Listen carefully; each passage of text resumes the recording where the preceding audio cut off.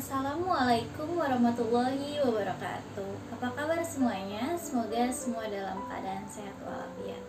Hari ini kita akan mempelajari materi mengenai seni rupa. Khususnya kita akan memperdalam terlebih dahulu mengenai pemahaman dasar apa seni rupa itu sendiri. Langsung saja kita ke materi hari ini. Istilah seni bersumber dari beberapa pendapat, diantaranya bahwa kata seni berasal dari sani dalam bahasa Sanskerta yang berarti pemujaan, pelayanan, donasi, permintaan atau pencarian dengan hormat dan jujur. Riwa tahun 1957 halaman 219 hingga 133. Yang mengatakan seni berasal dari bahasa Belanda yaitu genie atau genius, atau versi yang lain seni disebut kilva yang berarti berwarna yaitu kata sifat, atau pewarna yaitu kata benda. Kemudian berkembang kilva kastra yang berarti segala macam kekriaan atau hasil keterampilan tangan yang artistik. Sudarso tahun 1988 halaman 16 hingga 17.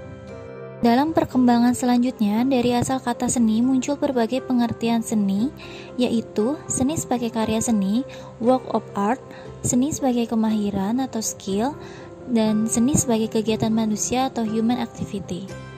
Seni adalah sesuatu yang bisa dilihat dari berbagai sudut pandang. Untuk mengerti arti dari seni, bisa digunakan dua pendekatan. Pendekatan yang pertama bisa didapat melalui penjelasan mengenai beberapa definisi kata seni yang diambil dari sumber seperti kamus dan situs online. Pendekatan kedua bisa dilakukan melalui pembahasan tentang sebab dan tujuan karya seni diciptakan.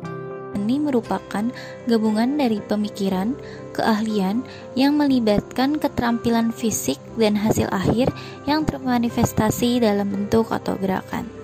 Demikian, jelas bahwa seni merupakan sebuah proses. Dalam sebuah proses, tentu ada tahapan yang harus dilalui. Dalam seni, garis besar proses ini dapat dibagi menjadi 3 tahap. Tahap pertama adalah ide atau pemikiran, tahap kedua adalah proses produksi, dan tahap ketiga adalah terwujudnya sebuah karya seni yang semula hanya merupakan sebuah ide. Dengan menggunakan pendekatan yang kedua, yaitu dengan berusaha menjawab pertanyaan tentang sebab dan tujuan sebuah karya seni diciptakan, maka dapat disimpulkan bahwa tujuan atau alasan sebuah seni diciptakan adalah bervariasi. Ini terjadi karena seni diciptakan dengan sebab atau alasan yang bermacam-macam, sesuai dengan kondisi manusia yang membuatnya. Tetapi, sebuah karya yang dianggap mempunyai nilai seni biasanya juga mengatur unsur estetika. Standar bagi unsur estetika atau keindahan mempunyai sifat yang relatif, tergantung pada kebudayaan dan cara hidup manusia di suatu daerah tertentu. Ini berarti, standar untuk keindahan bisa berbeda dari suatu komunitas masyarakat dengan komunitas masyarakat yang lain.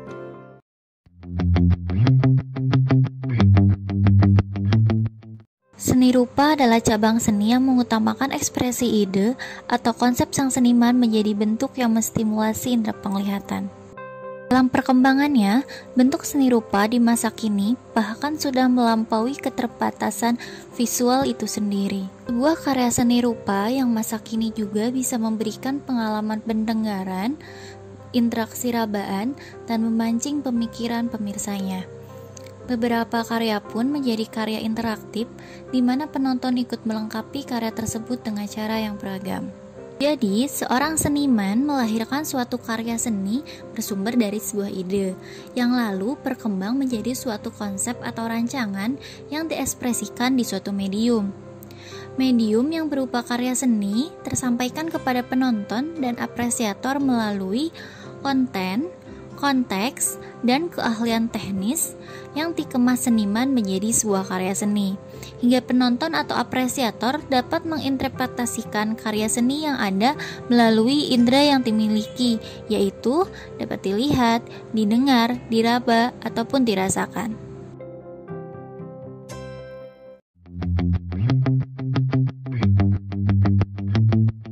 Seni lahir dari keinginan kuat atau hasrat dalam diri manusia untuk berekspresi dan menciptakan sesuatu sebagai tanggapan dari kondisi sekeliling. Hasrat berekspresi adalah sebuah dorongan yang muncul terus-menerus pada setiap individu dan menjadi energi utama dari kerja kreatif. Inilah pemicu utama dalam kegiatan berkesenian. Praktik seni rupa melalui proses penelitian di mana seniman menggali isu yang ingin dibicarakan lewat karyanya. Lewat penelitian ini, seniman juga melihat keterkaitan isu tersebut dengan keadaan di sekelilingnya atau konteks, bisa merupakan keadaan sosial ataupun keadaan personal. Praktik kolektif maupun proses penelitian untuk pemahaman konteks menunjukkan keberadaan masyarakat yang sadar untuk mengembangkan diri dengan kreatif dan memacu terbangunnya kesadaran diri dan kemampuan berekspresi yang sehat. Berbeda dengan praktik di masa lalu, di mana seni rupa mengimitasi bentuk keindahan di sekitarnya. Seni rupa kini tidak hanya bertujuan untuk melakukan imitasi itu, tetapi juga ditujukan untuk menjadi ruang dan juga pendorong di mana konsep untuk perubahan terjadi. Perubahan yang dimaksud bukan hanya dalam praktik seni rupa, tapi juga dalam konteks yang berkaitan dengan masyarakat luas dan skala sistem masyarakat. Transformasi ini terjadi di masa krisis kemanusiaan pasca Perang Dunia di awal abad 20, di mana terjadi goncangan dan kehancuran yang besar di skala penjuru dunia. Seniman merasakan kebutuhan untuk mengekspresikan kenyataan sosial dan kemanusiaan saat itu. Di masa itu, terjadilah perubahan besar pada situasi sosial, budaya, dan politik dunia. Keadaan ini mendorong perkembangan baru dalam bentuk praktik seni.